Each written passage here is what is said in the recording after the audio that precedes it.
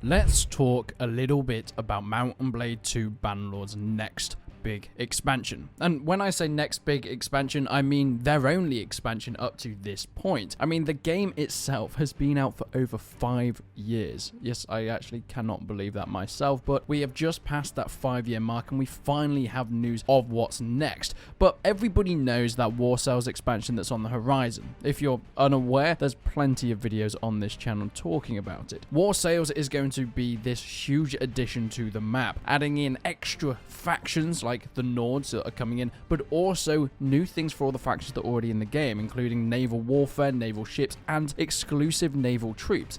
Not just this, but there's also going to be special skill sets that these troops and even some of your companions can have to make them better on, well, ships. Whether they are seafaring, they can navigate better in waters, or they're better at fighting boarding battles, which, yes, will be in the game. However, more recently, we've just had a Q&A over on the Tailwords forums talking and giving us a little bit more information about what's going to be coming within this update. So, there's a lot to jump into. Let's talk about that trailer though. The trailer was actually recorded entirely within Mount & Blade 2 Bannerlord without any external software. Now, we do know that years ago, Nvidia released an Omniverse program. This Omniverse program let you basically put any game assets into this machinima software and you're able to create little movies within it. But that's not actually how they made this within Mount & Blade 2. The team fine-tuned each clip using their scene editor by adjusting sun angles, light settings, fog, and sky brightness. These were artistic tweaks and they aren't engine-wide changes. Whilst the game can already look similar under optimal conditions, its natural day to night transitions and camera angles blended within these settings. This resulted with a less tailored look. That being said, they're also exploring ways to bring similar visuals seen in the trailer into the in-game naval battles. So whilst it is kind of confirmed this was just the game, this is the actual expansion that seems pretty much ready, well, already, it was tweaked a little bit within the engine to make the lighting a little bit nicer. The final experience may differ a little bit as they refine those tweaks, but they've already started adjusting existing atmosphere effects within the editor, and custom animations were recorded with the sole purpose for this trailer. I'm assuming this is things like our protagonist walking out and raising his arm or giving out orders that are kind of within Mount & Blade 2 Bannerlord, but they're not as nice, they're not as refined, and they don't look nearly as good as they do within this game. We're going to be able to completely customize these ships, including being able to rename them and, of course, well, pick which ships we want to take into battle. Now, how close are these going to be to, like, recruiting troops? For example, when you actually start recruiting people and you start recruiting Marines, are they going to come with the naval vessel themselves? Or when you actually get into the water and start exploring the high seas, are you going to have to purchase a fleet that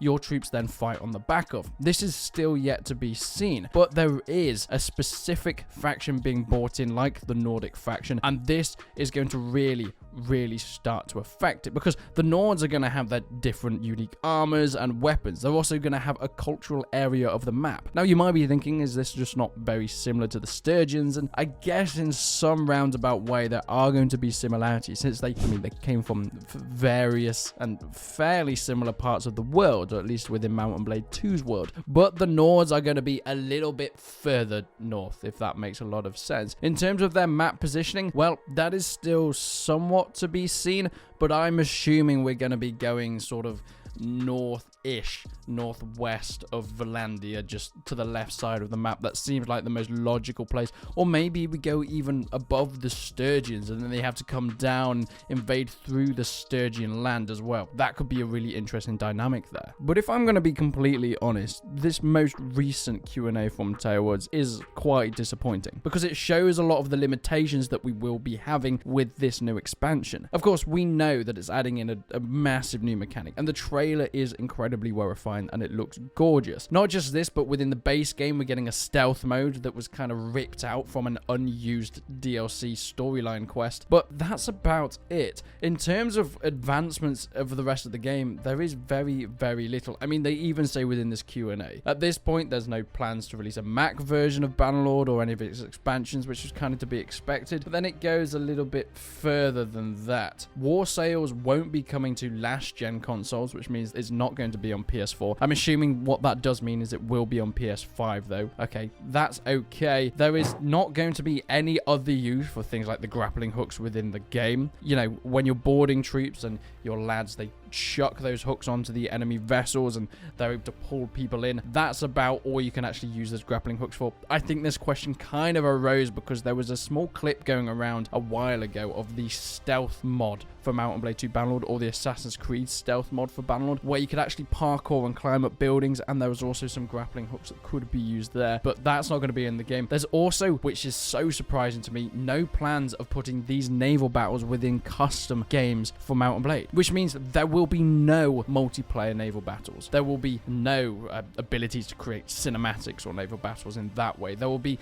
nothing other than the pure campaign, which I think for a lot of people is not the end of the world, and this core mechanic is still going to completely transform the Mount & Blade 2 Bannerlords single player huge campaign, but for everything else, we're pretty much lost there. It's going to severely limit modding, what modders can actually do with that, and whilst they have touched on it a tiny bit, it's still looking like this is not going to be all that useful for them. Will you be able to use War Sales DLCs in the base game for modding? No. The exact DLC modding guidelines will be shared around the expansion's release. I mean, that's incredibly disappointing. Sure, we're going to get some more information later, but not being able to use this for mods? Okay, well, that's awful. Especially since we have mods like the Realm of Thrones stuff, where you can actually put ships within the game already. It would be so beneficial to be able to mod that within, well, the War Sales expansion and use custom-made stuff and assets and mechanics that this expansion is going to bring in, but it just seems like that's just not going to be it. Do you know, back in 2012 when this game was announced, we had a trailer that showed off some of the features, and there was a replay editor where you could change camera angles, and it was all working there. We haven't had it, and still they don't have an update on it. It hasn't been a priority. They've given their focus onto the expansion in the upcoming base game update, so I've got very, very few bits of hope left that we'll ever get some sort of replay editor. Not just this, but fire arrows are probably not going to be within the base game. You know, they were actually showcased in the War Sales trailer. People were really excited for that, and whilst fire arrows aren't the most historically accurate thing in the world, this is still Bannerlord. We're still in a medieval fantasy, and god damn it, I'd love to see them in the base game. Imagine your Fian champions being able to have an option to set alight castles. It would also add a whole new dynamic to sieges, being able to actually burn and pillage, and whilst you can do that on the overworld map, being able to get down there into the battles themselves would be really, really fun. There is no burning death animations. There is nothing else along that kind of vein. I mean, granted, it would start to get very brutal. In fact, one of the